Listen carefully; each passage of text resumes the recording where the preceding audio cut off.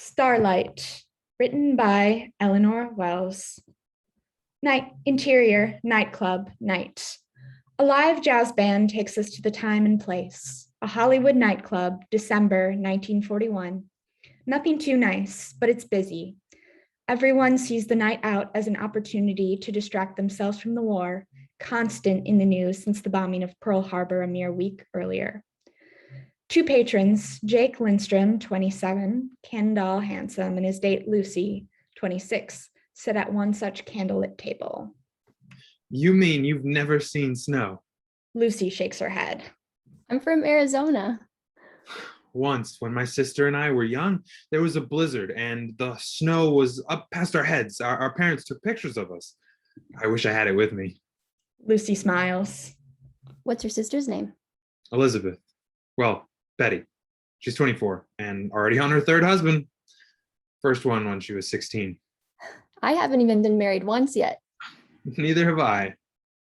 So why Hollywood? I always loved the movies. And I like that it was always warm. Lucy smiles shyly again. Just then, the music changes. It's a slow song now. You wouldn't want to dance, would you? Lucy is about to say yes when a waiter approaches the table. Mr. Lindstrom, there's Charlie Hopper on the phone for you. I have to take this. I'm sorry. Lucy nods and Jake leaves the table. Interior, nightclub, hallway, night. Jake answers the phone. An older man's voice answers. Jake? I'm here. I need to get down to Las Feliz. It's urgent. Poor girl's been killed. Jake looks back inside the nightclub at Lucy. I'm on my way. He sighs. Listen, Jake. I know we just brought you on, but we wouldn't have done it if we didn't think you could. See you soon, Charlie. Jake hangs up the phone and purses his lips. Interior, nightclub, night. Jake passes the table for where Lucy waits for him. I am sorry. I have to go. Work. Is everything okay? I'm not sure. He takes cash out of his pocket. That's for a cab. He hesitates. I'll call you. Lucy nods. Exterior, Los Feliz Street, night. Jake gets out of a cab and approaches a group of gathered police. He shows his badge to someone attending and is allowed to pass. Just then, he catches eyes with Charlie, 65, his age and experience visible on his wrinkled face. Thanks for coming. Just then, Charlie sees the body of their Jane Doe lying face up in an alleyway. She's 19, beautiful, wearing an evening gown, a gaping wound on her head. A photographer photographs the body. Who is she? We're waiting for her to be identified. She's young. Charlie nods wearily. Who would do a thing like this? That's what we're going to find out. Interior, police precinct, day. The next morning, Jake holds a cup of coffee in his hand, trying to wake up. Just then, Charlie approaches him. We've got an idea on our Jane Doe. Jake looks. Charlie shows him a photograph of a smiling Karen.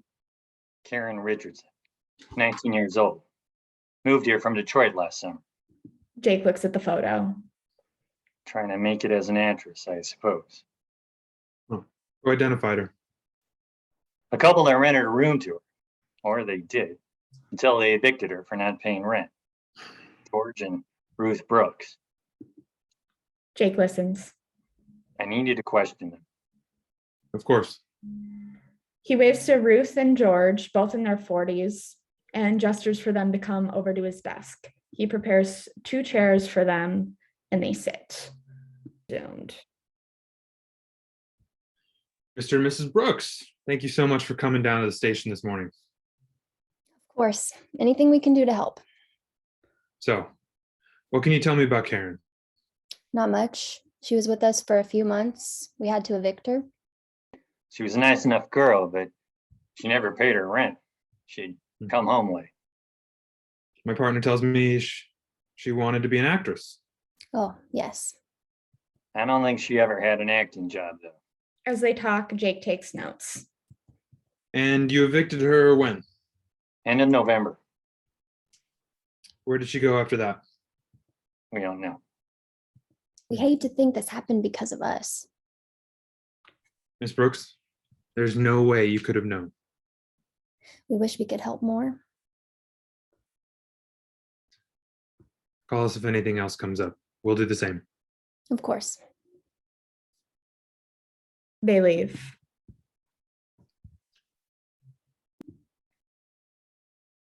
Interior, police precinct, later. Jake sits at his desk, staring at the photo of Karen from earlier, a hand-scrawled phone number. He catches eyes with Charlie, standing over him. She's gonna have to know sometime. Jake takes a deep breath and dials the phone. Charlie steps back a few paces to watch him. The phone rings for a few moments before a woman, Mrs. Richardson, answers. Hello, is this May Richardson? Who's this? My name is Jake Lindstrom. I'm with the LAPD. I'm calling about your daughter, Karen. On the other end of the line, Mrs. Richardson breathes heavily. What did she do now? Jake takes a deep breath and looks away from the phone. Charlie gives him a reassuring look. Well, actually, Miss Richardson, Karen was found dead last night. There's a long moment of silence. She was murdered. More silence. Jake hears Mrs. Richardson breathing on the other end of the line. I told her to be careful. Jake pauses for a moment. We were hoping you could tell us more. I haven't spoken to her in over a month.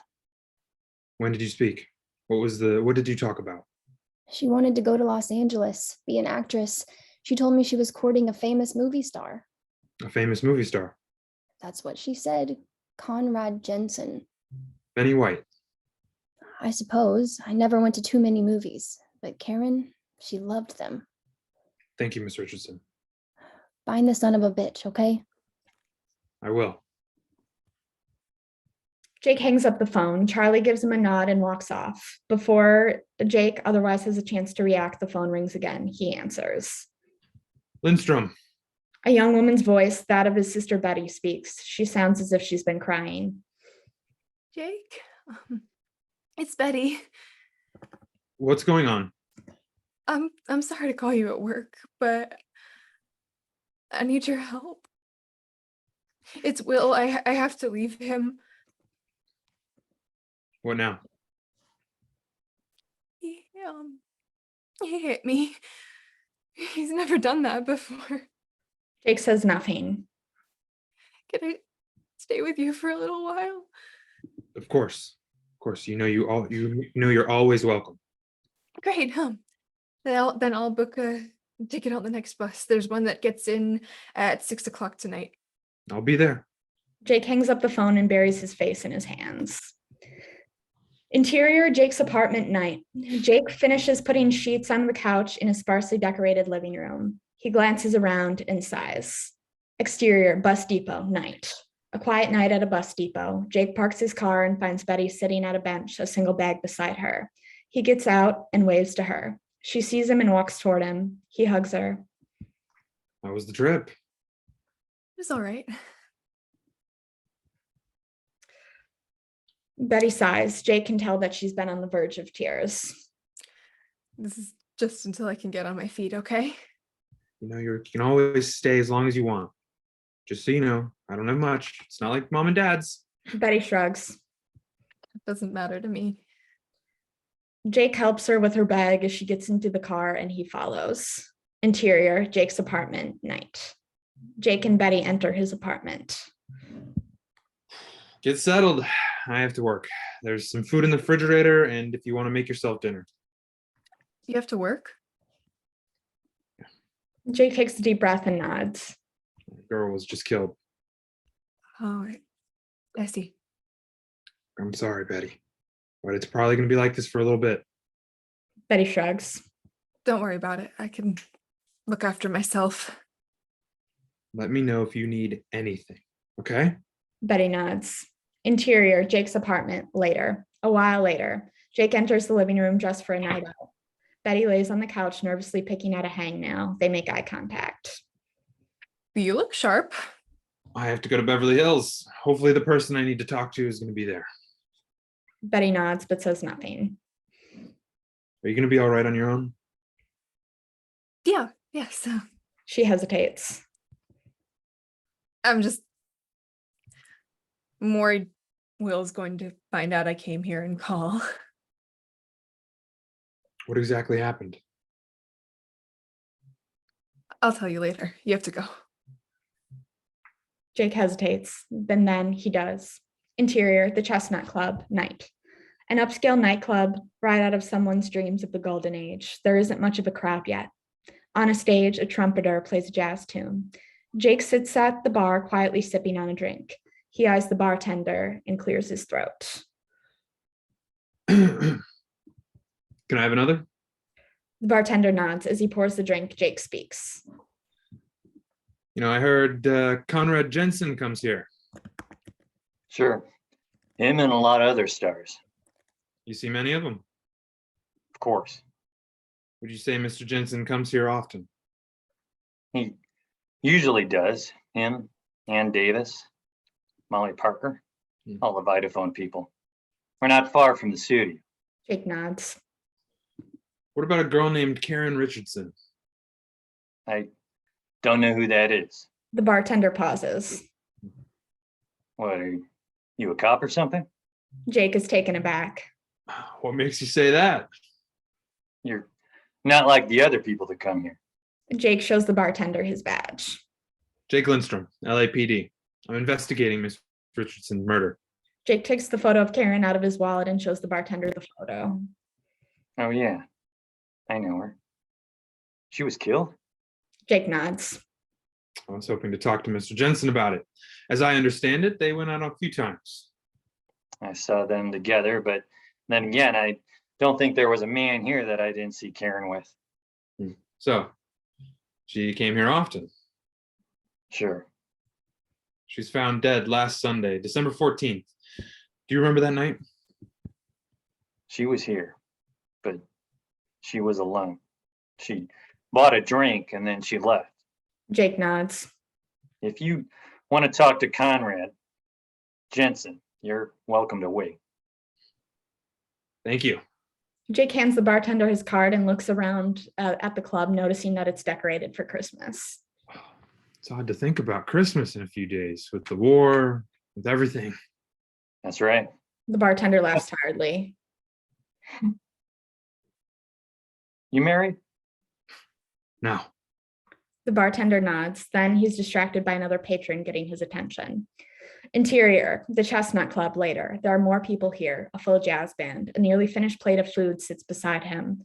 Conrad Jensen, 21, boyish, cute, enters through the front doors. Jake stands up and lays cash on the counter. He flags down the bartender. I'm going to close out. Thank you. The bartender nods as Jake approaches Conrad. Mr. Jensen, how are you tonight? Who are you? Jake Lindstrom, LAPD. I'm wondering if we could have a word about Karen Richardson. Of course. Conrad is distracted by Will Glover, 20, and Molly Parker, 21, pretty and sweet, sitting a few tables down. Should we sit, Mr. Jensen? And Conrad turns back to Jake, then gestures to an empty booth. Jake follows, and they both sit. What's going on with Karen? She was murdered last Sunday. Jake can tell from Conrad's reaction that this is news. You don't know. I guess it only made page 8 in the papers. Conrad says nothing. She was last seen here in this club. I wasn't there that night. Karen's mother said you were together. We went out a couple times. I liked her, but I wouldn't say she was ever my girl. You and Ann Davis were never together. Annie and I are friends. Anything that said we were dating, it's all made up so our movies make more money. Sorry to break it to you. Big movie star like you. You could have any girl you wanted.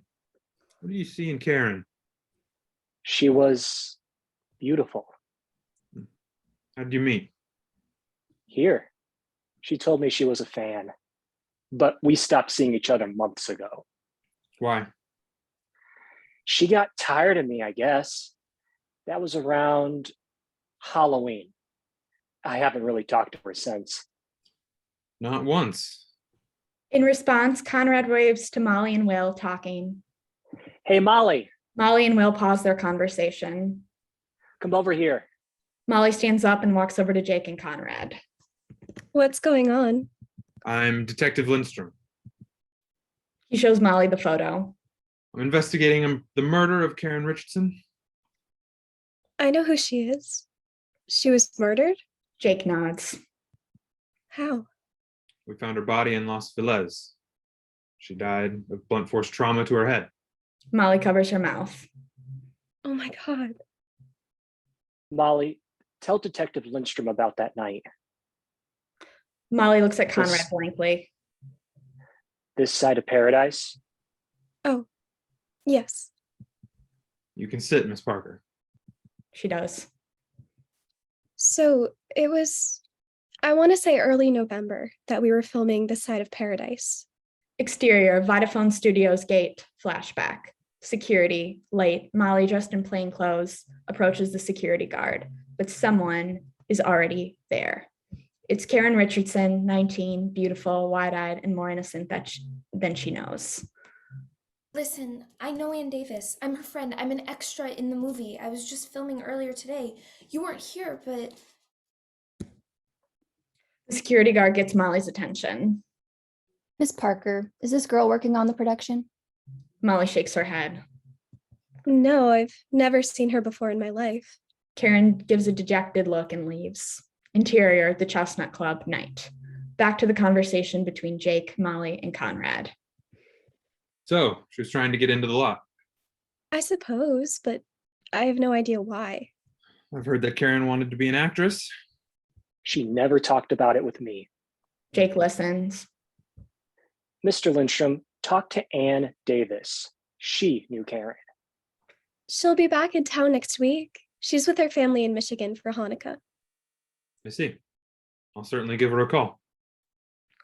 Conrad and Molly both smile tiredly. Miss Parker, Mr. Jensen, thank you for your time. He stands up and leaves. Interior, Anne's childhood home, living room, day. Michigan. Outside, there's at least a foot of snow. Ann Davis, 22, prays in front of a menorah. Not beautiful, she still has an undeniable charm. As soon as she finishes, Anne hears a voice, her mother, Mrs. Goldstein. Judy, get in here. Mother, I told you not to call me that anymore. My name is Anne. Mrs. Goldstein, 40s, enters the living room. Judy is your name, and it's what I'll call you. Anne purses her lips. It's like you're ashamed of who you are. Anne takes a deep breath. We've been over this countless times. I came here because I wanted to see you. I'll take the next train home if this keeps up. Mrs. Goldstein says nothing. And I wish you would support what I do. Well, there's a phone for you, some detective from the LAPD. Anne's eyes widen. What do they want with me? I don't know. Is there something you want to tell me? I don't think so. Anne gets up and walks into the kitchen. Anne's childhood home, kitchen, day. Anne walks into the kitchen, cluttered from a half-cooked meal. The phone has been left on the counter for her to pick up. She does so. Ann Davis speaking? Anne notices her mother giving her a look. She ignores her. Miss Davis, thank you for taking my call. I'm sorry to bother you at home. It's not a problem. Who am I speaking with? My apologies. I'm Detective Lindstrom. I'm with the LAPD.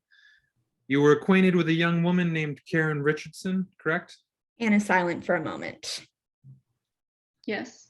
What is this regarding? Karen's dead. What? How did she die? Someone hit her on the head and dumped her body in Los Feliz. Anne's face falls. Detective Lindstrom, I've been in Michigan. I haven't heard about that here. But you do know Miss Richardson? A little. Jake says nothing. Detective Lindstrom, I think we should talk when I'm back in Los Angeles. Would that be all right? That's fine. I'll be back on Tuesday. I have this photo shoot in Santa Monica. I'm happy to speak afterwards. Anne looks and notices her mother lingering. Can you call back at this number in about an hour and I'll give you the details of the photo shoot? Wonderful, Miss Davis. Speak to you soon. Anne hangs up and looks at her mother.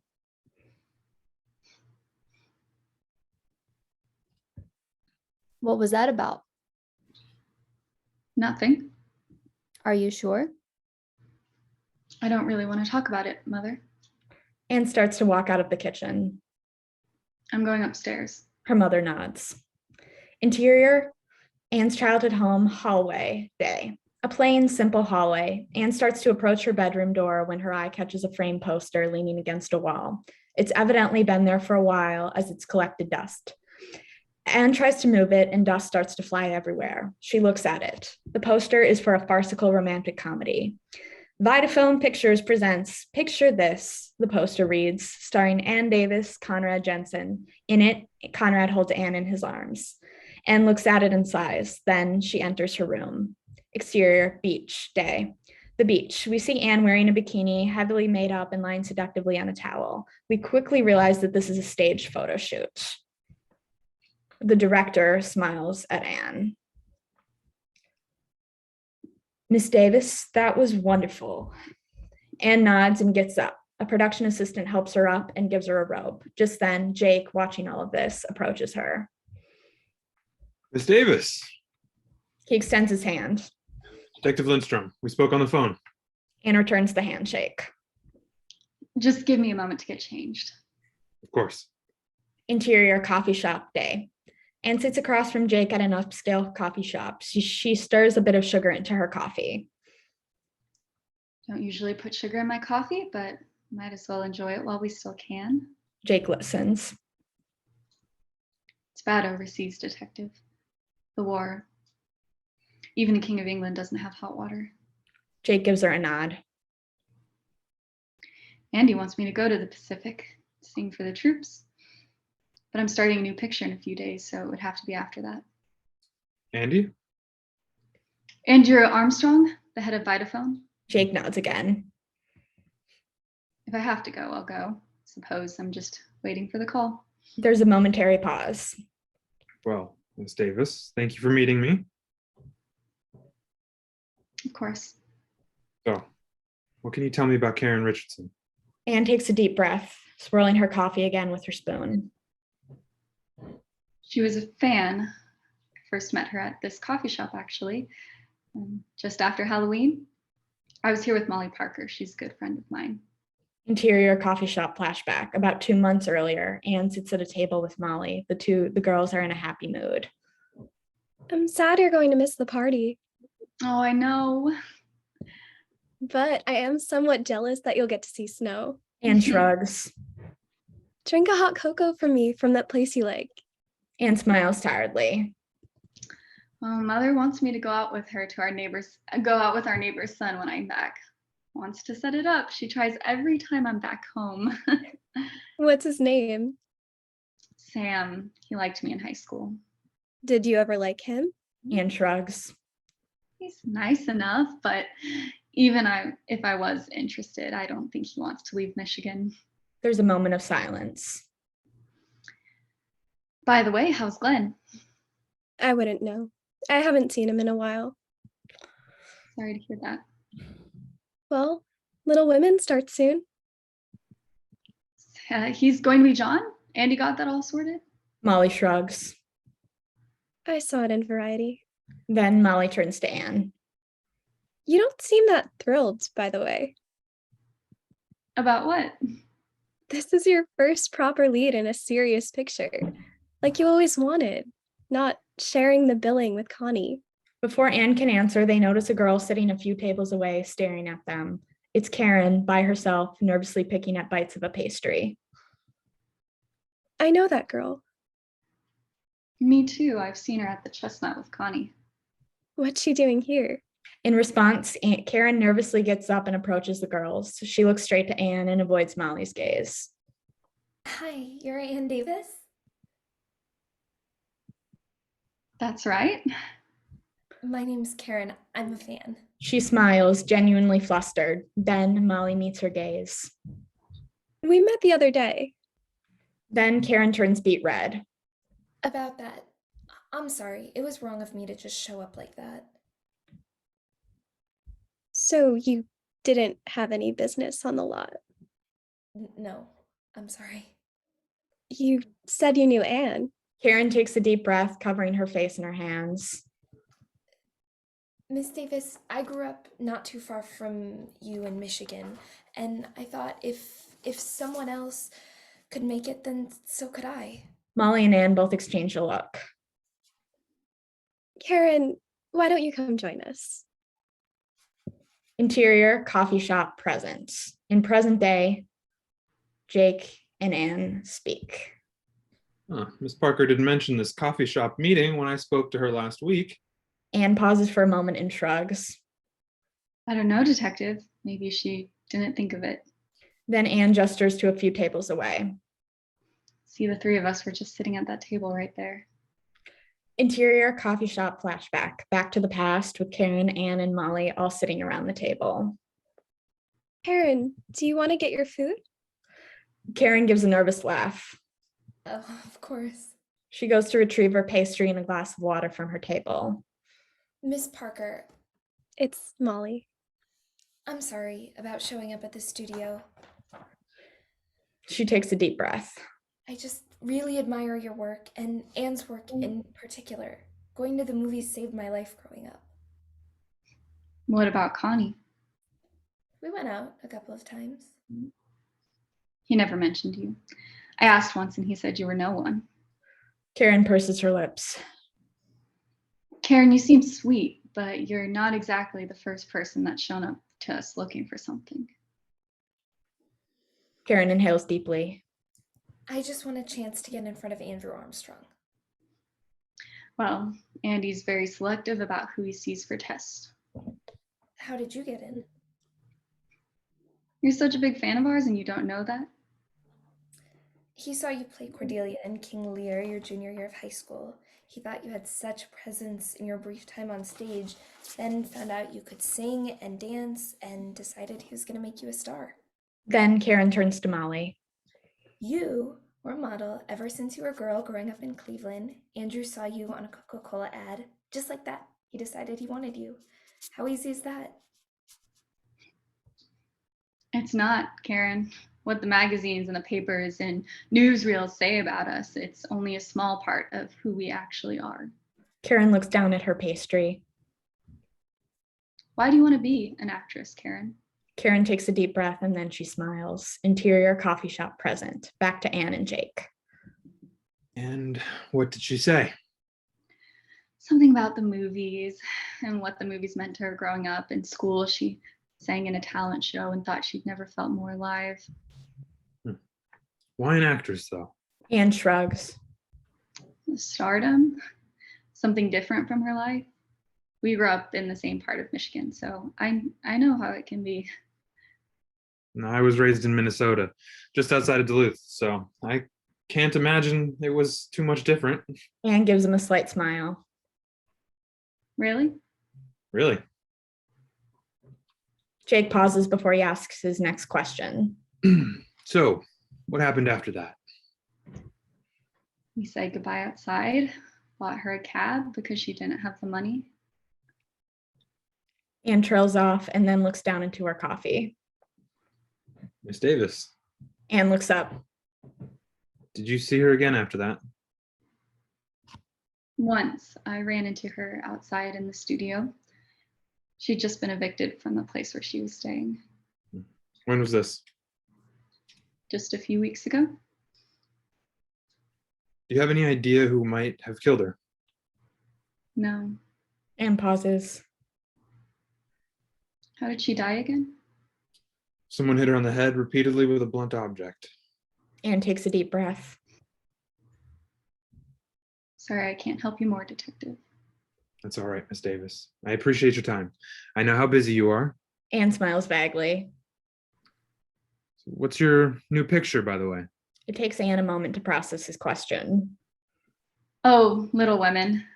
Andy wants to do more serious pictures, I guess, so I'm playing Joe March. Well, best of luck with that, Miss Davis. Thank you. We start the first week of January after the new year. Jake hands her a business card.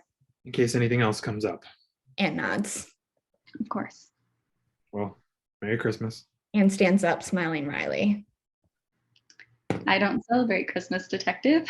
Jake's face flushes embarrassed. course. I appreciate the sentiment, though. Merry Christmas to you. Anne waves to him and leaves the way that she came. Interior, Jake's apartment, night. A quiet New Year's Eve. Jake and Betty sit on his couch with champagne.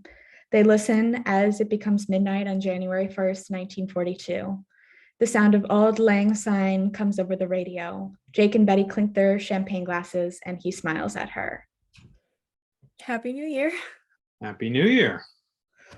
Did you make a wish? Like we always used to? I don't know. I guess I'd wish for the world to be a kinder place. Betty nods. Sometimes I wish I was a boy. Why? I could go overseas, enlist, do something meaningful. Betty, What? I'm sure there are plenty of ways you can help the war effort. If that's what you really want to do. I guess. Jake smiles tiredly. I'm happy you're here. Even if I wish it was under different circumstances. It's okay. I've been thinking a lot these past few weeks, and I think it's going to be okay. It's just a feeling. Jake nods as they continue to listen to the radio. Interior soundstage day. A film crew preps for a day of filming as an ordinary studio has been transformed into a Civil War era home, the home of the March family. It's the first day of production on Vitafilm Pictures' production of Little Women. Near the edge of the set, Anne and Molly, dressed in period costumes and with the proper hair and makeup, watch them. I can't take myself seriously in this dress. What do you mean? I think it's the height of fashion. Molly smiles. I'm excited to finally be doing a picture with you. I mean, we did this side of paradise, but actually having scenes together. Anne nods. Just then, their conversation is interrupted by Conrad Jensen, also in period costume. Hello, my gorgeous March sisters. Connie, what are you doing here? I'm in the picture. Andy didn't tell you? No, I thought, who are you playing? Lori. Since when? I thought Will Glover was supposed to play Lori. He was, but he had to drop out. His mother's sick. Oh, I didn't know. You were in Michigan. Figured someone would have told me. You don't seem all that thrilled to be working with me again, Annie. I mean, of course I am. It's just a surprise. Is Will okay? Not sure about his mother, but I think Will is going to be fine. When is he coming back? We should send a card to his family in Florida. You're so sweet, Anne. I try to be. I'm going to go finish getting ready. See you in 1861. Conrad disappears from where he came. Did you know about this?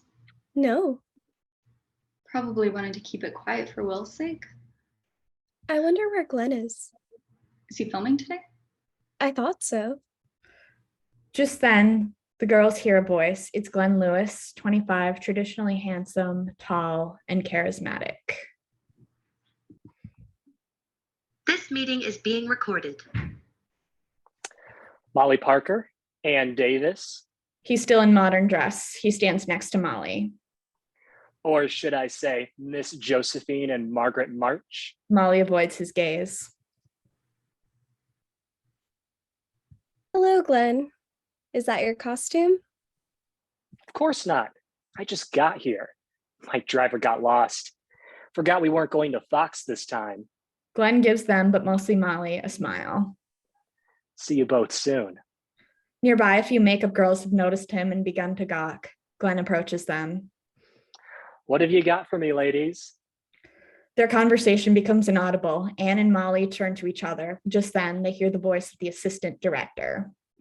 Miss Davis and Miss Parker to places, please. They oblige.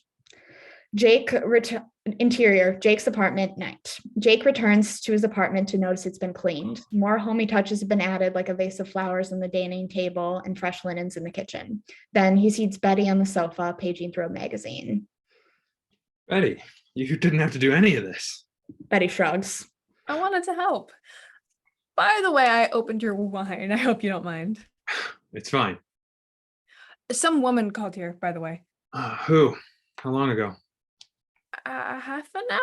I don't know. It was hilarious because she seemed to think I was your lover, so she was so tense. But I calmed her down when I said I was your sister. Her name was Lucy, I think.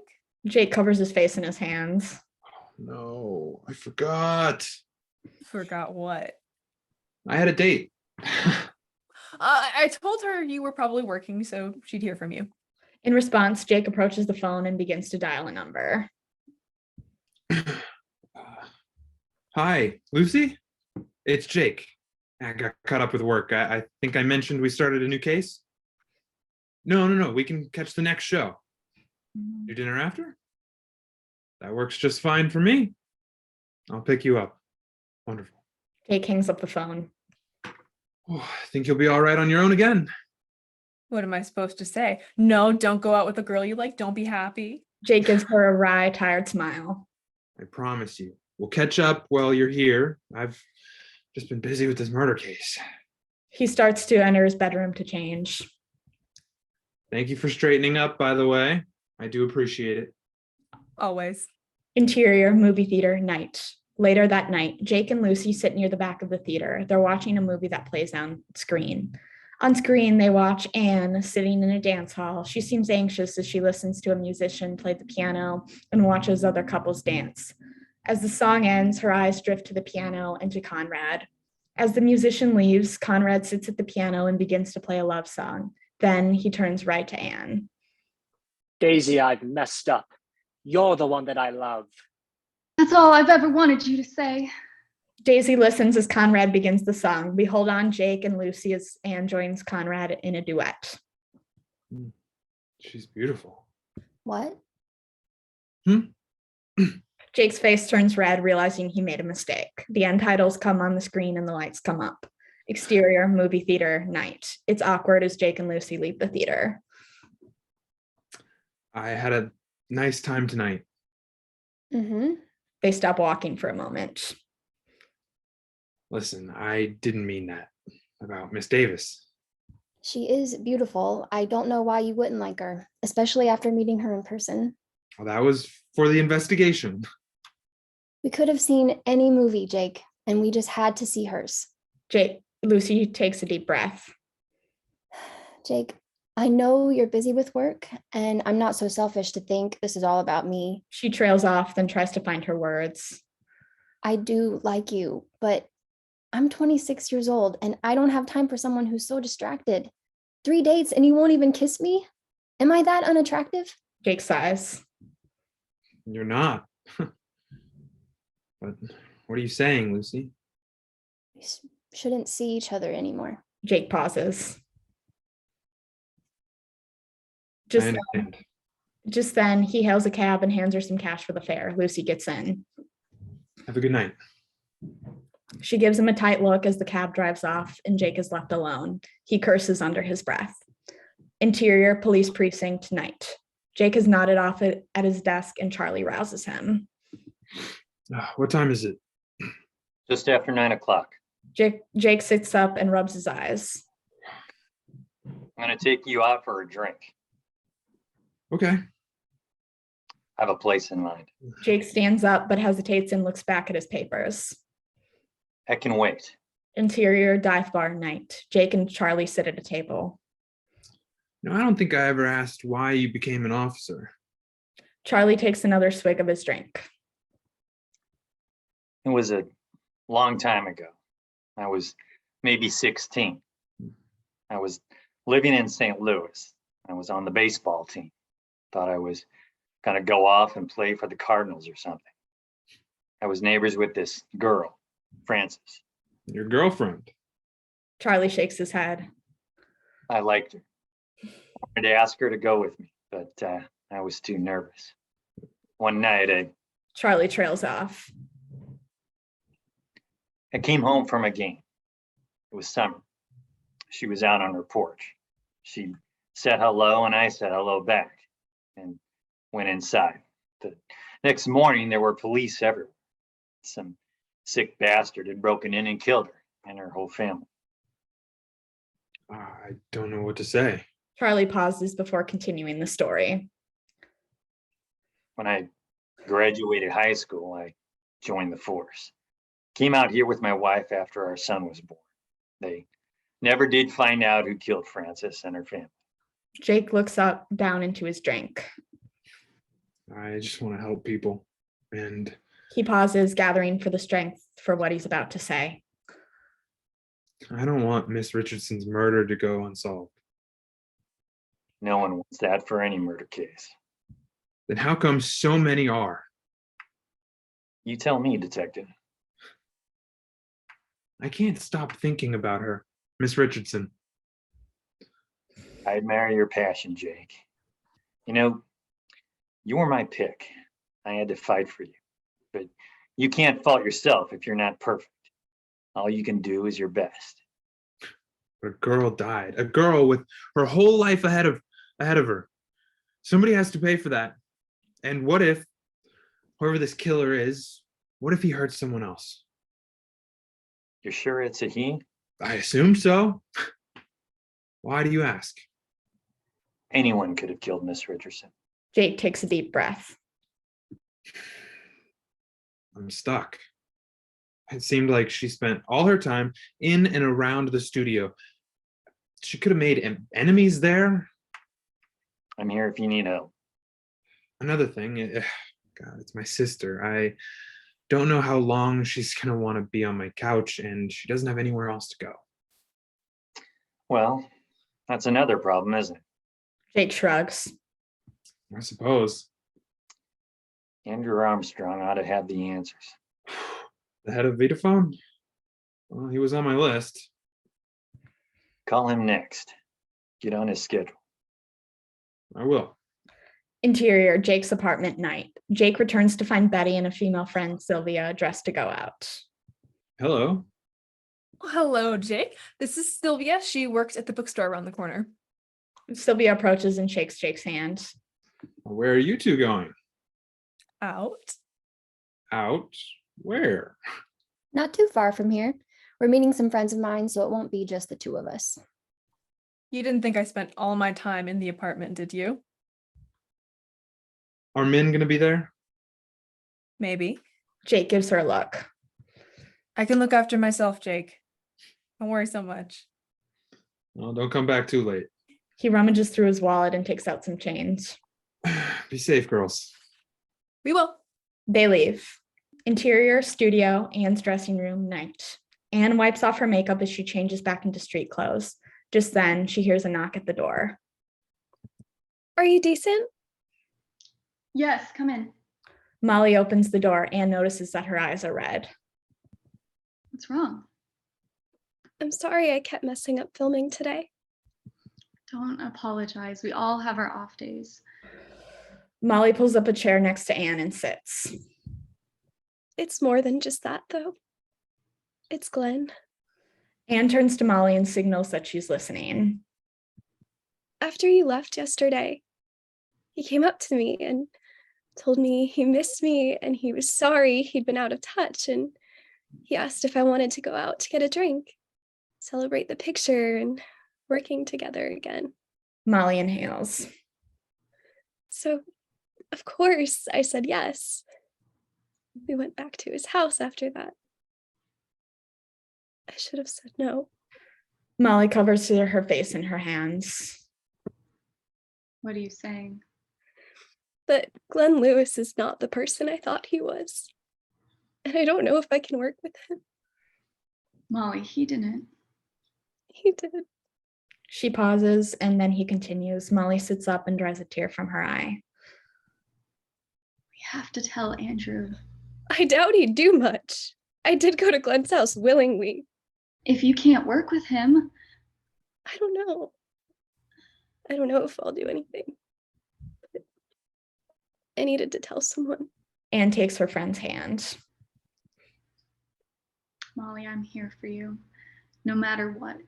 Interior, Vitaphone Studios, Andrew's office day. Andrew Armstrong, 37, is a handsome, gregarious man, larger than life. He sits at his desk as Jake nervously takes a seat. What can I do for you, Detective? Jake pulls out a photo of Karen and shows it to Andrew.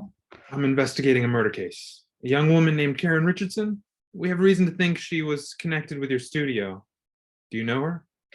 Andrew takes the photo and looks at it for a long time. Yes. I know her. How well did you know her? She came in for a screen test once. How did she get in for the screen test? She came in on Ann Davis's recommendation. What? Annie came up to me once and said, there was this girl I ought to see. Andrew gives a slight laugh. Well, I ought to clarify. Annie said this girl wouldn't leave her alone. She wanted me to give her a test, so Ms. Richardson would leave her alone. How did it go? She was terrible. Detective, I got her into my office and told her to perform something for me, and if it went well, we'd try putting her on camera. After she performed for me, I didn't see any reason to go further. Jake listens. See, when I started my studio, I was looking for talent that had a special something. When I first saw Ann Davis on stage, I knew she wasn't meant to be stuck in Michigan forever. She just had that something, that we remember. It's not as easy as just having a pretty face, Interior, Vitaphone Studios, Andrew's office, flashback. A few months earlier, Andrew sits at his desk watching as Karen stands in front of him. She's clearly nervous. Whenever you're ready, Miss Richardson. Karen breathes in deeply as if gathering her courage. Then she begins a flat, emotionless rendition of a Shakespearean monologue. He's silent for a long time as Karen nervously waits.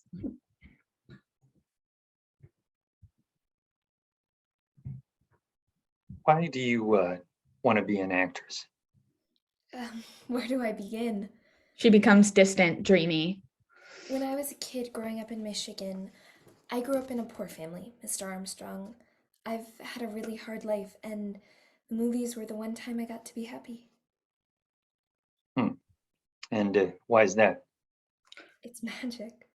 To get to live in another person's shoes, to experience a far-off place.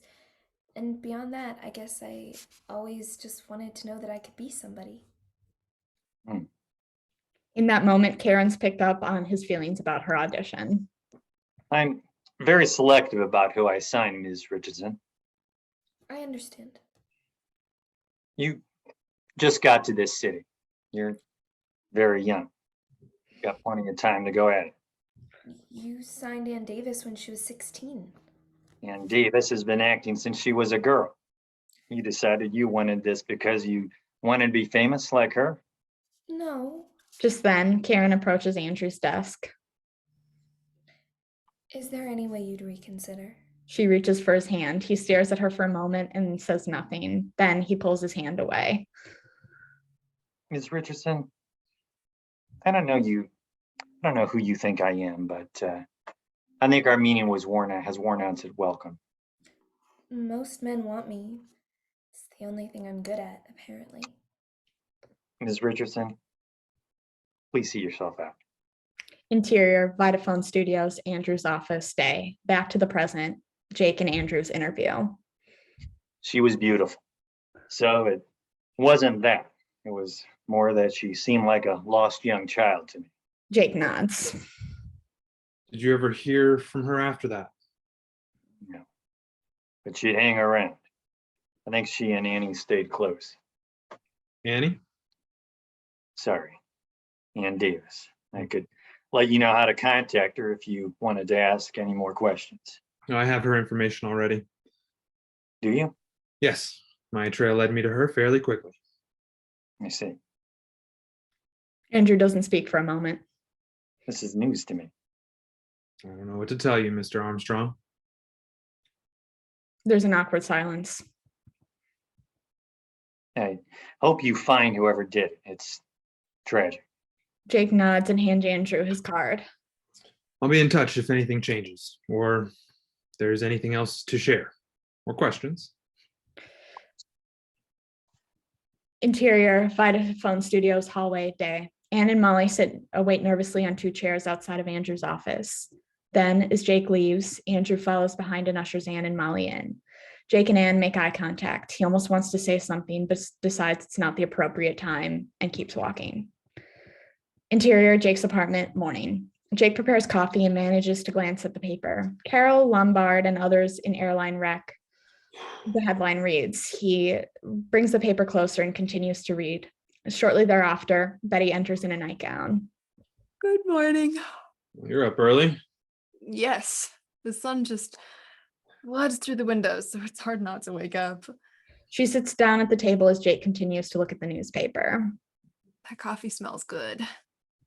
Betty, Carol Lombard's dead. What? Yeah, she was in a plane crash, I guess. That's awful. How old was she? Jake has to scan the article a moment longer to answer her question. Only 33. Poor Clark Gable. I always liked her movies. Me too.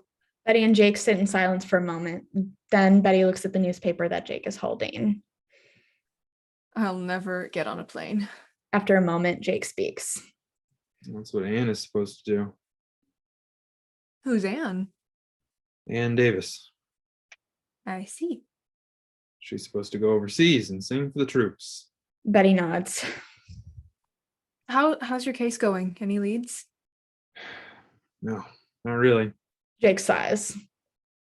I feel like I have a lot of puzzle pieces, but I haven't quite figured out how to put them together. Betty listens. And with the war and now this, He gestures to the newspaper. no one cares about some anonymous girl who came here with stars in her eyes. After a moment, Betty speaks. I don't know how you do it, Jake. I do it because the best thing to combat cruelty in this world is justice. At that point, the coffee finishes and Betty stands up. You want me to get your cup?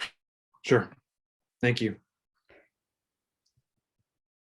Betty opens a cabinet and gets out 2 coffee cups. She sits back down, seemingly nervous about something. They drink coffee as they talk.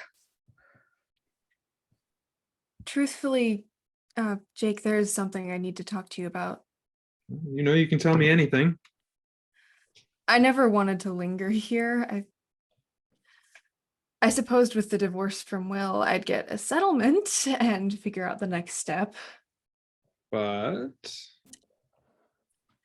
I learned yesterday that Will had racked up rather expensive gambling debt, so this whole thing is a mess. Jake listens but says nothing.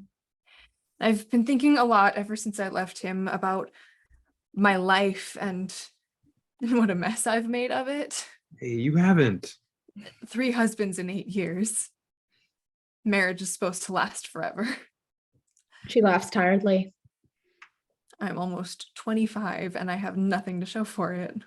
Hey, one day at a time. And then what? I get killed as I'm walking down the street. I get blown up like father. I get in a car crash like mother. Just like that, one moment alive and the next. Betty, don't talk like that. Why not? You of all people are about to understand what I'm saying. I do, but What? Jake says nothing. With me is that I've on the present, I don't think ahead. Maybe it's not too late to change that, life.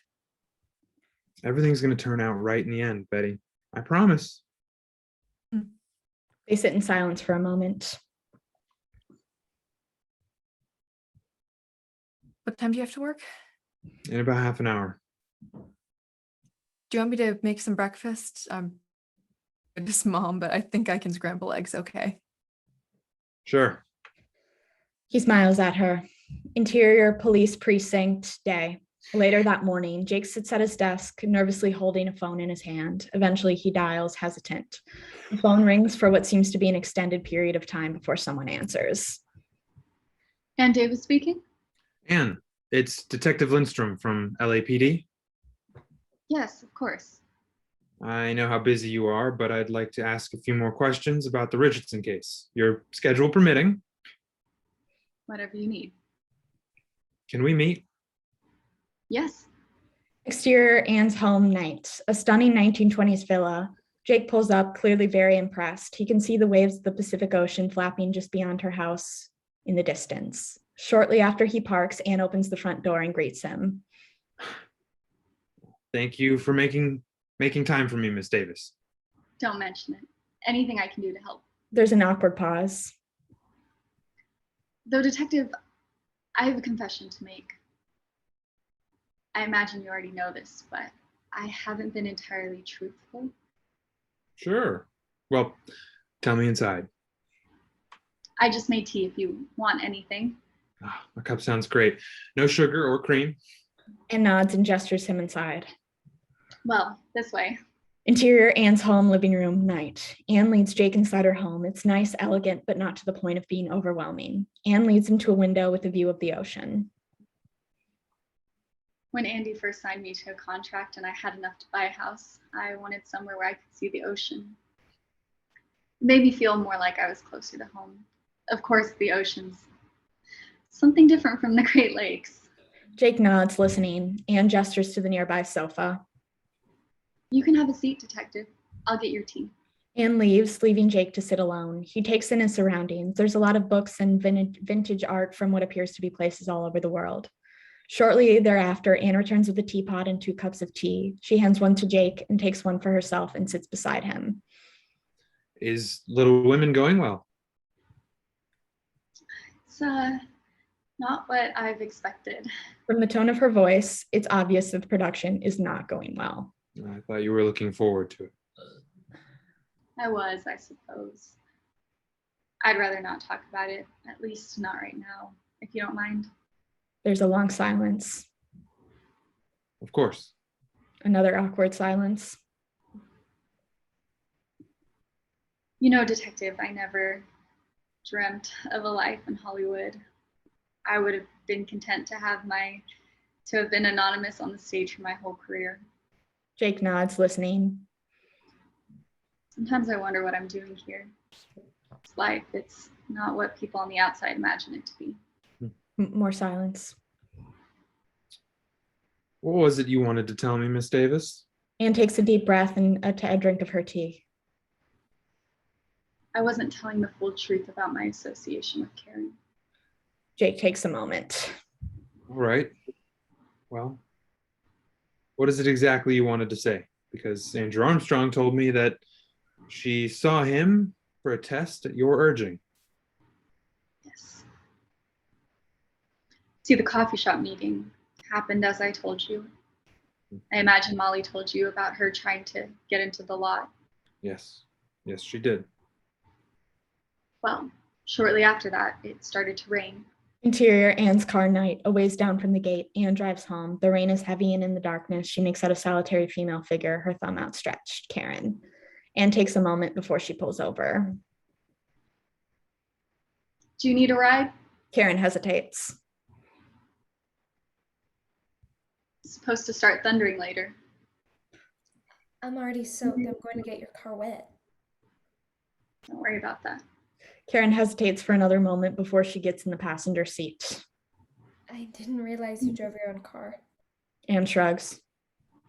It's the only way I keep up some semblance of normalcy. Besides, it's not like I'm Kate Hepburn or anything. I'm really not that big of a deal. Karen smiles shyly. Remind me of your name again? Karen Richardson. Yes, I remember you. I hate my name. The first thing I want to do when I get a contract is change it. That's something you won't have control over. Anne continues driving. Where can I take you, by the way? I'm going to Santa Monica myself. About that, I'm sort of between places to live right now. Anne gives her a look. Don't look at me like that, please.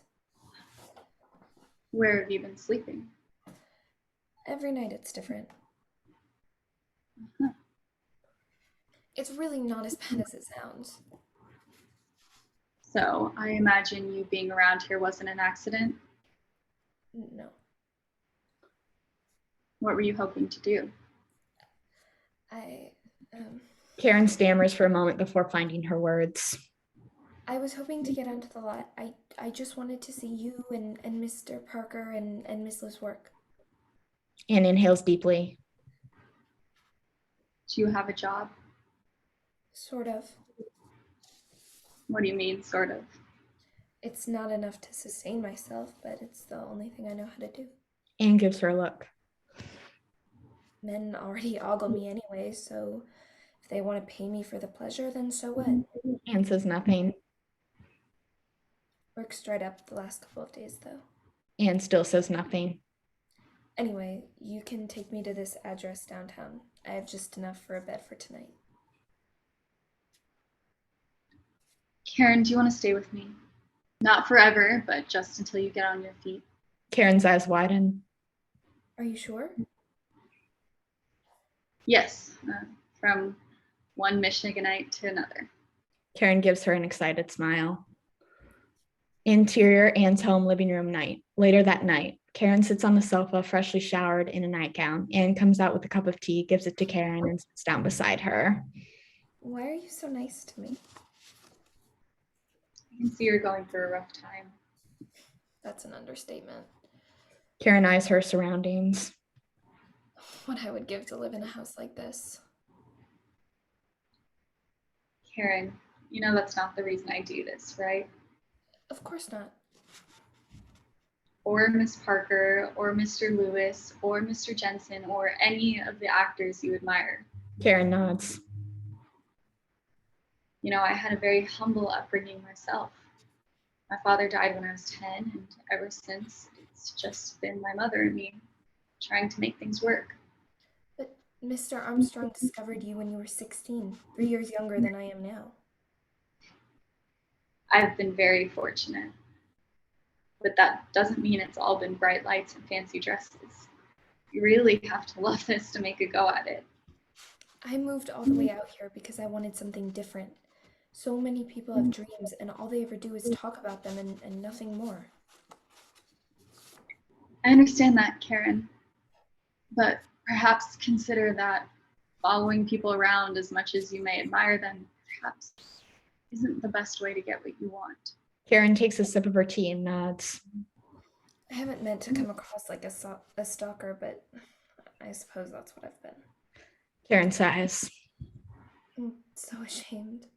Karen looks down into her tea. We all make mistakes. I've made such a mess of my life moving here before I was ready, but the thought of going back, no, I can't do that. It's not an option. So what do you want to do? I don't know. Well, the guest room's all set for you. Get a good night's sleep, and you can think on it in the morning. The girls exchange a tired smile. Anne starts to get up. Wait a minute. What is it? I suppose you already know this, but I went with Conrad Jensen for a bit. Anne regards her. He hasn't called on me in a while. Well, what happened? He thought that I wasn't serious, but I would have loved him just the same if he was no one. Well, you've got to give Connie space. I suppose. I'm going to sleep. I probably should too. Interior, Anne's home, living room night.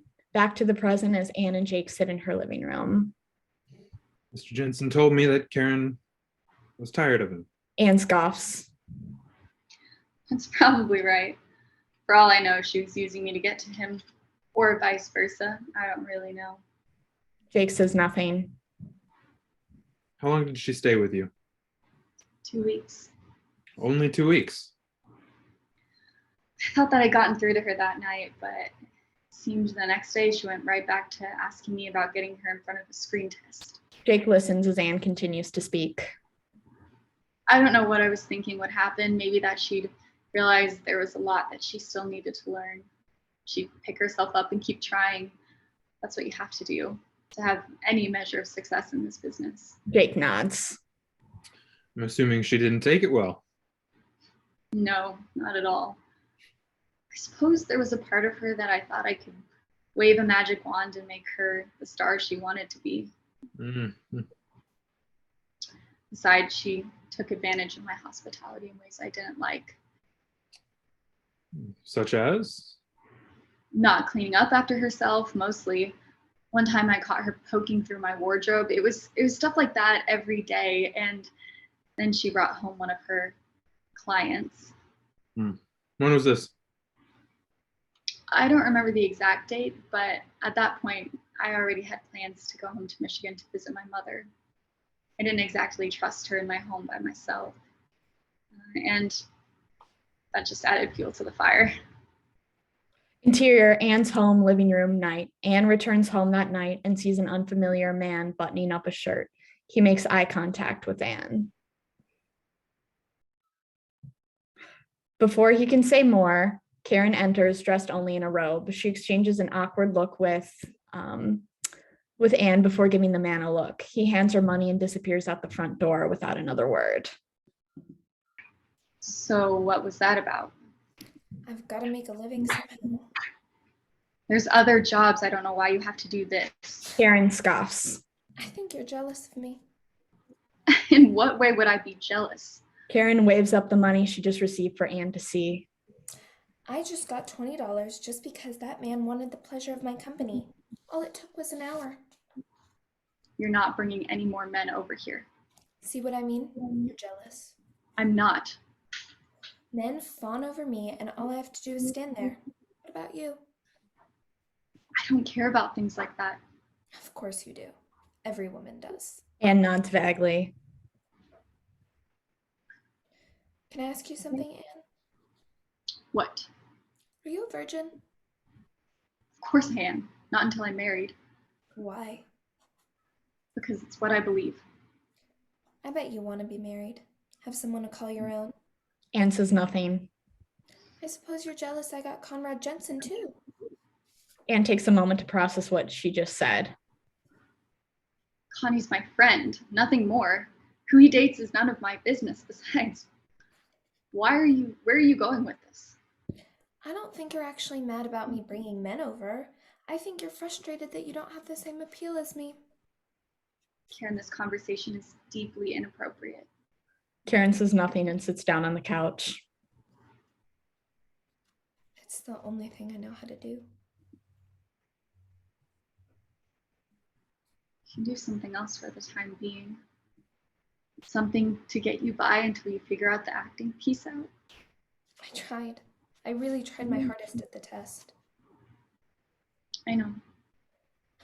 But I'm not Andy, so I can't control his decisions. That's why I meant something else in the meantime. There's plenty of offices and things in town that need a typist or a secretary or something like that.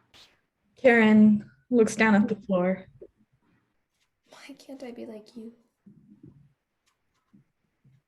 I'm not sure you want to be like me. You're perfect though. Discovered when you were 16. Just like that. You've been making pictures since? Like I've told you many times, it's not that easy. I'm not a heartless person, you know. I want to do this for my family too. I suppose I imagined a future where I'd gotten signed to a contract, made a few successful pictures, and sent the money back home so they don't have to struggle anymore. I'm just Karen cups her face in her hands. trying my best. No. I want to help you. But I've been very generous in offering my home, and I don't appreciate when you disrespect me in this way that you have. I'm sorry. I'll be more careful. There's something else, Karen. I believe I've mentioned to you that I'm going back to Michigan for a little while to see my family. I leave Monday. I see. When I said you could stay here, it was only temporary until you got on your feet. And I think, especially now that you have money, you need to find somewhere else to live. Karen gives her a look. I'm serious. This is non-negotiable. I'm sorry. I don't hate you. I think you mean well. I've tried to help you however I can, but it feels as though you want me to make your problems go away, and I can't do that for you. I won't wreck your house or anything, or bring anyone else over. Another thing. Call it a sisterly piece of advice. I would encourage you to reflect on why you feel you want to be an actress. It will help you moving forward, I promise. Just because I want to be rich and famous, that somehow makes my dreams less valid? Forget it. You're misunderstanding my point. There's another moment of awkward silence. Karen nods vaguely. I can help you find a place if you'd like. No, that's all right. I'll manage on my own, just as I always have. Karen stands up and disappears down the hallway. A moment later, Anne hears the door slam. Interior, Anne's home, living room, night. Back to the present and Anne talking to Jake. It was maybe a week and a half after that I got the call from you. Jake continues to listen, processing everything she said. When did she actually leave your home? The day before I left for Michigan. Put her in a cab, and that was the last I ever saw of her. Did you find out where she was going? Anne shakes her head. I'm sorry. I wish I could give you more information. I just suppose I thought she'd find a place and move on with her life. She was found in Los Feliz, if that means anything to you. Unfortunately not. Jake sighs deeply and takes another drink of his tea. I don't think she was a bad person, Detective. She got exhausting to be around, but she was just lost, like a lot of us are. But I think she would have figured it out in time. She definitely didn't deserve to die. Jake nods, another silence. Detective? What is it? Andy made it official. As soon as Little Women wraps, I'm going to the Pacific. I don't know how long I'll be there. When do you leave? In about a month. Is that why you haven't been able to enjoy the production as much? Anne shakes her head. There's other reasons for that. Anne inhales deeply. I've heard stories, and I suppose I'm fearful of what I might see. I understand. But at the same time, it's a chance to do something meaningful. She nervously stands up. I'll show you out. Thank you, Miss Davis. I'll be in touch with anything further. Of course. Interior, soundstage, day. The next day, Anne and Conrad, both in costume, watch off cameras, and Molly and Glenn are between takes for one of their scenes. Anne turns to Conrad. Has Detective Lindstrom contacted you at all? Not since the first time. Why do you ask? I just met with him again last night. Are you in trouble? No, I just wanted to give him more information. About? Before Anne can respond, the cameras start to roll again. They start one take, which doesn't take long for Molly to flub. They reset. She flubs another take, then another. After a moment, the assistant director addresses the room. All right, let's take lunch. He turns to Molly. Miss Parker, get some food or rest or whatever it is you might need. Molly nods as the group disperses, and Molly passes Anne and Conrad, but simply walks by them without a word. Interior, Molly's dressing room, night. This time, it's Anne who knocks as Molly, still in costume, stares blankly into the mirror. It's Anne. Come in. She does, dressed in day clothes. Molly continues to stare at her reflection. Why are we even making Little Women anyway? It was just made not that long ago. Anne shrugs. It's a classic. Everyone knows the story. I suppose. Molly exhales deeply, then buries her face in her hands. I can't do this shoot anymore. I can't look at him and pretend that everything's all right when it's not. I don't know what to tell you. I wish I did. I knew Andy wasn't going to do anything. We gave it a shot. We have 5 days left? Something like that. Is this your last scene with Glenn? No. I think we have one more. Molly sighs. Truthfully, I'm envious of you. Getting to go away. Well, that hasn't been completely decided yet. Besides, I'm not really sure what to expect. I'm a little bit scared. Molly purses her lips but says nothing. Besides, I saw that detective again. The young and handsome one? Anne feels her cheeks start to flush. Yes, I'm the young and handsome one. She pauses. I just can't get Karen out of my head. Me either. I know that you knew her more than me, but sometimes I wonder if we've chosen a life that burns hot but fast. Molly scoffs. We're going to be at war soon. There are men and women who are going to be giving their lives for America. You and I, we're just court jesters. It's fun for a while until we get ourselves killed for the privilege. Anne says nothing. I'm sorry. I shouldn't be saying these sorts of things to you when you're about to go over there. That's all right. If I learned anything, it's that life is fragile. Molly nods. Can I ask you something? Answer me honestly. Anything. Do you want to be an actress forever? Anne pauses for a moment. I don't know. Suppose I've never really thought about doing anything else with my life, but my contract's up in 45, and after that, who knows? Molly listens as Anne continues speaking. Suppose I'd always like to perform in some way. Lately, I've had this fantasy of moving into a little cottage in the mountains somewhere. I'd be a painter. It's something I used to do as a girl, but it sort of stopped alongside everything else. Anne smiles tiredly. I'm gonna go find Connie before lunch break is over, all right? Of course. Let me know if you need anything else. I'm here for you, always. Anne gives Molly a hug before she exits the dressing room. Interior Vitaphone Studios mess hall day.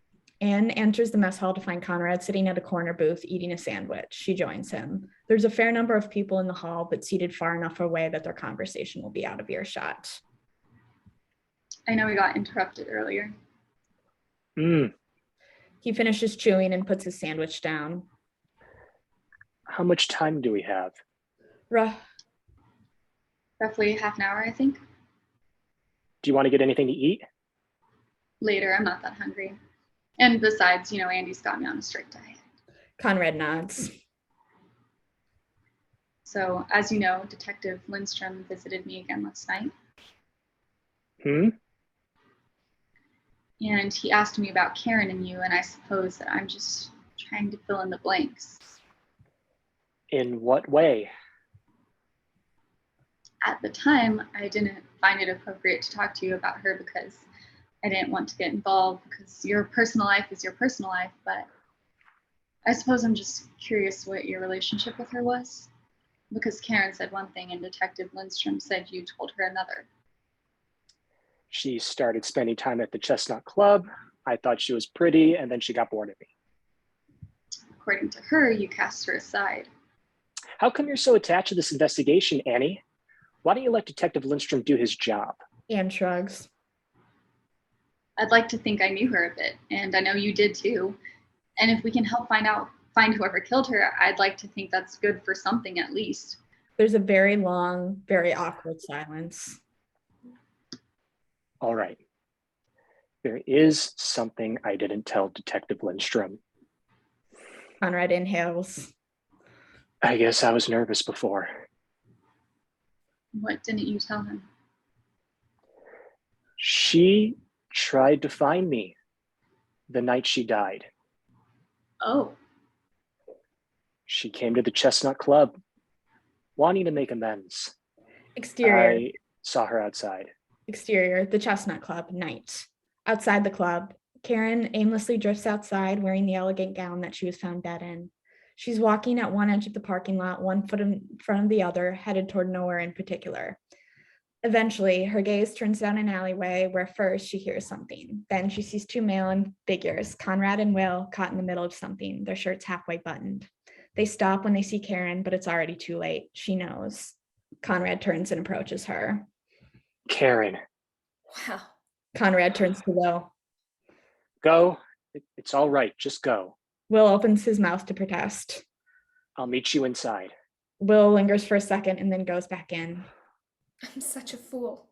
Conrad approaches her and Karen backs away. I came looking for you. She laughs nervously. What do you want me to say? I'm so lost, Conrad. In what way? Anne kicked me out. What do you mean? Anne Davis, your co-star, I've been living with her. How did that happen? It's a long story. Karen sighs. I thought, Conrad stares back at her blankly. anyway, it doesn't matter. Interior, the Chestnut Club, night. Conrad sits at a table alone. It's quiet, awkward. Conrad's eyes are fixated on Karen, who he can just make out standing outside. She sees something. Her, talking to a male figure. Conrad excuses himself and goes to the bar to order another drink. There, he can get a better look outside. The male looks an awful lot like Glenn. It is Glenn. As the bartender prepares Conrad's drink, he watches as Glenn and Karen walk away. Interior, Vitaphone Studios, mess hall day. Anne listens as Conrad tells his story. Do you understand what I'm saying? Anne nods. Do you understand how much I'm trusting you by telling you what I just told you? Yes. I thought Will and I could still be friends after that and it would be all right. That didn't exactly last. Anne listens. And why I didn't tell the detective?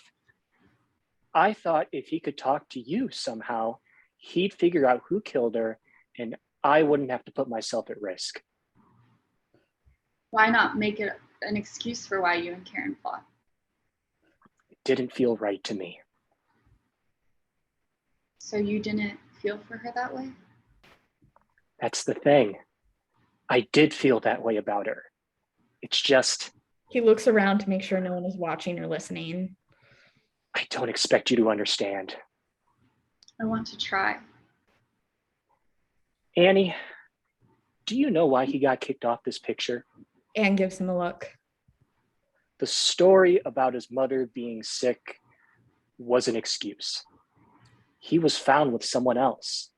Somehow I avoided suspicion. That's why I value my career too much. Anne nods vaguely. Forget we had this conversation, okay?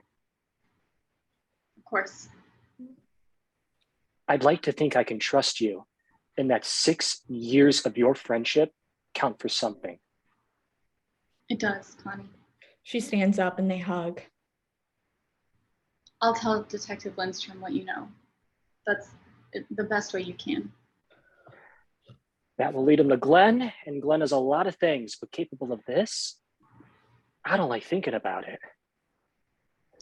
That's for Detective Lindstrom to sort out. I suppose I should have told him the first chance I got, though. I suppose I was just afraid. You know, maybe if she hadn't been upset, she'd be in with me. You can't blame yourself. Besides, we don't know for sure what happened. Conrad Doesn't Glenn live in Los Feliz? Isn't that where she was found? Mm-hmm. Both Anne and Conrad are silent for a long time. I'll see you back in there, I suppose. Interior, police precinct, day. The next morning, Jake sits at his desk drinking coffee, rubbing his eyes to stay awake. Just then, he gets a phone call. Lindstrom. Detective, it's Conrad Jensen. Can we talk? Yes, of course. Interior, police precinct, later. Jake sits at his desk, still on the phone. Thank you, Mr. Jensen. You've been very helpful. He hangs up the phone. Charlie. Jake looks around as the rest of the precinct goes about their business. Charlie. Exterior, Glenn's home, day. Jake drives up to an elegant mansion like Anne's. It's a 1920s villa, but it has a different character, one that is more ominous. Then he knocks at the door. A butler answers and gives Jake a judgmental look. Jake shows him his badge. I'm Detective Lindstrom with the LAPD. I'm hoping to ask Mr. Lewis a few questions about Karen Richardson. Is he home? 1 moment. Wait here. Sorry. Glenn approaches the doorway moments later, dressed in a robe. Can I help you? Yes, you can. The butler lingers beside Glenn for a moment, then gives him a look to leave. Then Glenn gives him a look to leave. He does.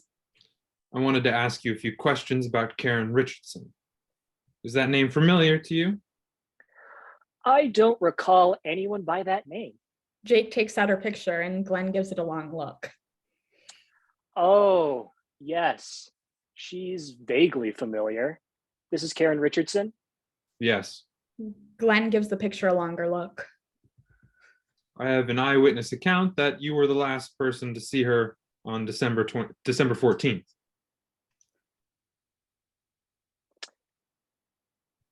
That the two of you left the Chestnut Club together. She was found down the street from this address that same night. I don't know anything about it. But you do recognize her? Vaguely, detective. She was there that night. I may have engaged her services. Glenn laughs ruefully. So you admit that you left with her? All I said is that I engaged her services. Where exactly would a big movie star like you do such a thing? Glenn smirks. I can see the way it must have played out in your mind. You promised to pay her handsomely. You take her back here, then something happens. I have a few theories. Maybe you didn't mean to kill her, but regardless, you did. And you need to cover it up. I want to know why. Are you threatening me, detective? Jake says nothing, realizing he's gone too far. Tell me what happened, Glenn. If you want to talk to anyone, talk to Molly Parker. What? Weren't you and she... I'm sure she'll lie like she always does, but maybe she'll admit the truth if you press her. Jake listens to him. And I'm not telling you anything else without my lawyer.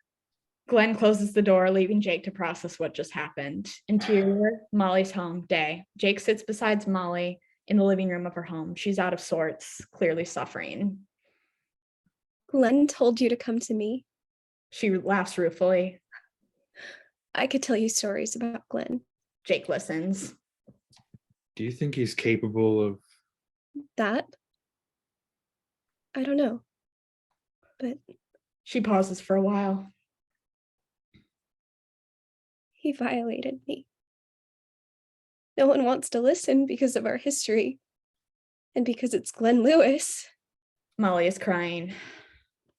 I'm not making that up, detective. I swear it on my life. But murder? I don't know. Molly looks at Jake. Maybe there's a part of me that wants to believe it. Maybe it'll mean I'm not crazy. Is there anything else you can tell me about the night of Sunday, December 14th? Molly shakes her head. I was at the Chestnut Club that night, but I left. I don't remember the exact time, but it was before dinner time. Before Karen got there. You went home? Molly nods. I went home, had dinner, took a bath, and then I went to sleep. I see. Just let me know when you find whoever did it. Of course. Interior police precinct later. Later that day, Charlie and Jake talk. At first, we don't hear what they say. We only see that Jake is sitting at his desk. Charlie leaned in close to hear him. After a moment, Charlie finds a seat and takes one next to Jake. What evidence do you have? He left the Chestnut Club with her, the last place she was seen alive. Then she turns up dead in Los Feliz, right where he lives. Besides, we have other eyewitness reports about his character, and they're all rather negative. That's circumstantial. I'm so close. I can feel it, Charlie. You need more if you're going to present a case to the courts. You know this. Jake lets out a deep, frustrated exhale.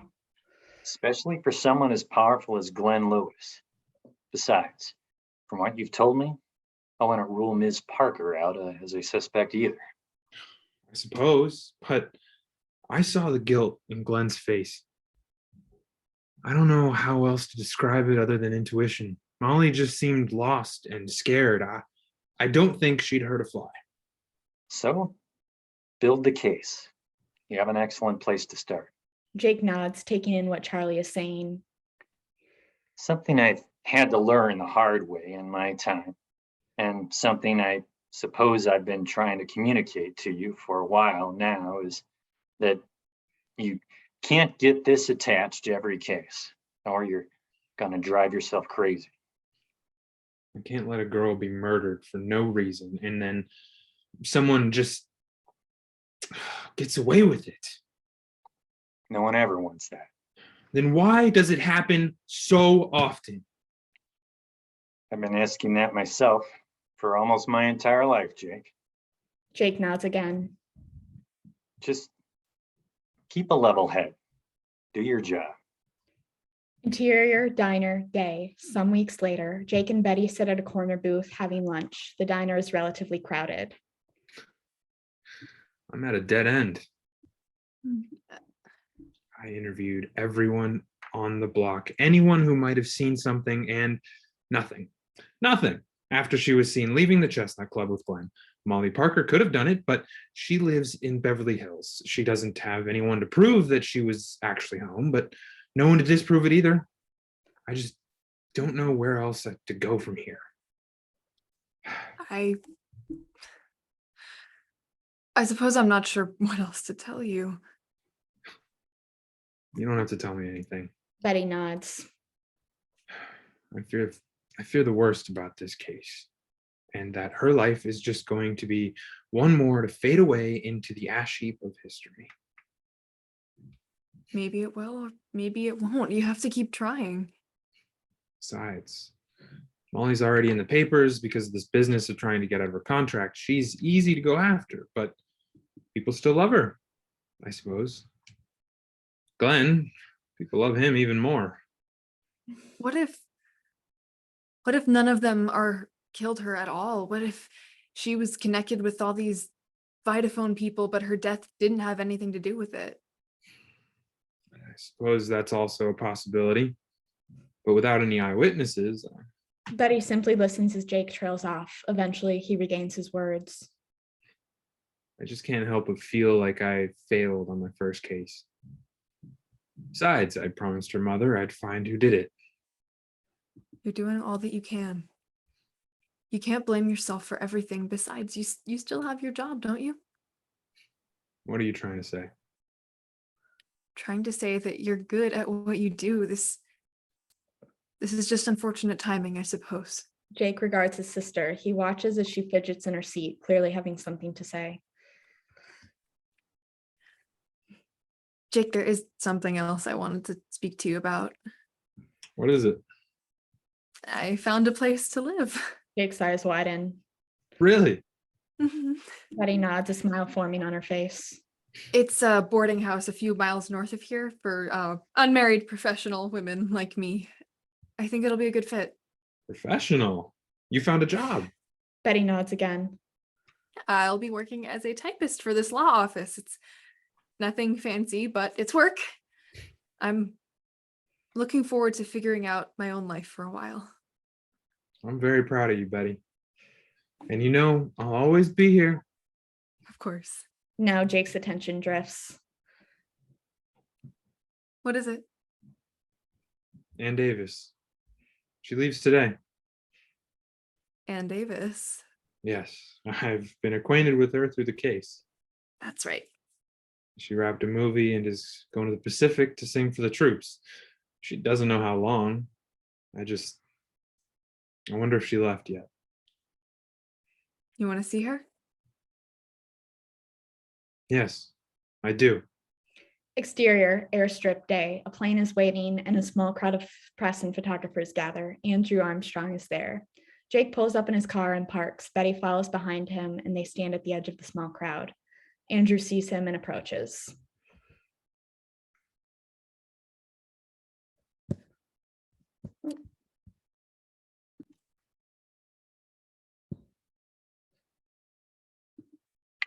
Detective, can I help you? Not today.